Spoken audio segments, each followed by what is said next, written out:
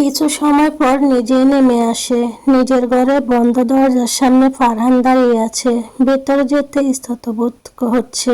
দরজার সামনে কেউ টাকার জন্য আটকাচ্ছে না। আজ সব ঠিক থাকলে এখন দরজায় আটকাতো, তাকে টাকা দিত হতো, কিন্তু পরিস্থিতি সেই সব বদলে দিয়েছে। অনেকক্ষণ দাঁড়িয়ে থাকার পর ফারহান দরজায় হাত দেয়, হালকা করে নক করে দরজা ঠেলে ঢুকে।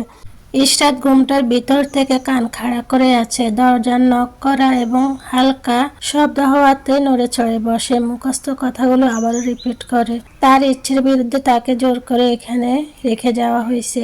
আসসালামু আলাইকুম রহমতুল্লাহ। ইশরাত হরবাড়িতে ঘুমটা ফেলে দেয়। সালামের উত্তর না দিয়ে বলে, সাদ ভাই, আপনি আমার দুলাভাই হতে হতে বড় হয়ে গেছেন।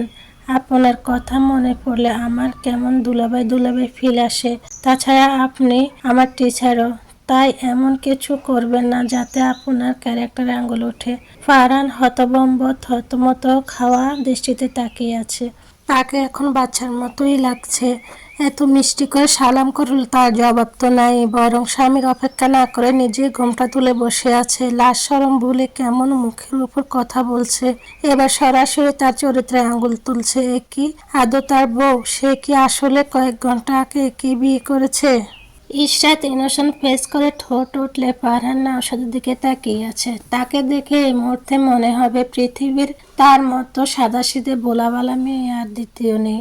ফারহানের সামনে বসা মেয়েটার দিকে এক দৃষ্টিতে তাকিয়ে আছে। লাল শাড়িতে ইশরাতকে ভালোই মানিয়েছে। ফারহানের চোখ মুখে বিষণ্ণতা সরিয়ে এখন মুগ্ধতা কাজ করছে। পরক্ষণে কিছুক্ষণ আগের কথা মনে আসতেই রাগে চোখে মুখে শক্ত করে যায়। সে রাগ নিয়ে গটগট পায়ে ইশরাতের দিকে এগিয়ে যায়। এই বেয়াদব, ক্যারেক্টারে আঙুল উঠবে বলতে কি বোঝাতে চাচ্ছ তুমি? তোর সাথে কি খারাপ করেছি? ফারহানকে আগাতে দেখে ইশরাত চিৎকার করে ওঠে, এ কাছে আসবা না বলে দিচ্ছি। ছি ভাইয়া, আপনার লজ্জা করছে না? বোন প্লাস শালি প্লাস ছাত্রীর দিকে আগাতে? ফারহান হতভম্ব। বেয়াদব, আমি তোর দিকে আগাচ্ছি মানে? তোর দিকে কোন দুঃখে আগাতে যাব স্টুপিড? ইশরাত ফারহানকে মুখ বেঁকিয়ে বেঞ্চি দেয়। তো আপনাকে কে বলেছে স্টুপিডকে জোর করে বিয়ে করতে? পায়ে পায়ে আগাচ্ছেন আবার মিথ্যে বলছেন। আমি এখন বুঝতে পারছি আসলে আপনার মতো শয়তানকে বিয়ে করবে না বলেই আপু পালিয়েছে। ফারহানের কাটা গায়ে যেন নুন ছিটিয়ে পড়ল।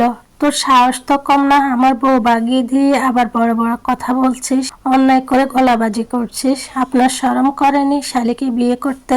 না করেনি, তোর সমস্যা?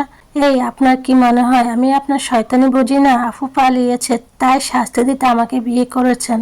কবুল না হয় চাপে পড়ে বলেছিস। তো রেজিস্ট্রেশনে সাইন করলি কেন? এত সমস্যা তো সাইন করতি না। তোকে জোর করছে কে? আসছে কবুল বলিয়ে রেজিস্ট্রেশনের কথা বলতে। আসলটা তো আগেই বলা শেষ। ইচ্ছে করে আব্বুর কাছে পেপার দিয়েছে যাতে আমি ভয়ে কোনো কথা না বলি, সাইন করে দিই। এখন ভাব নিচ্ছে।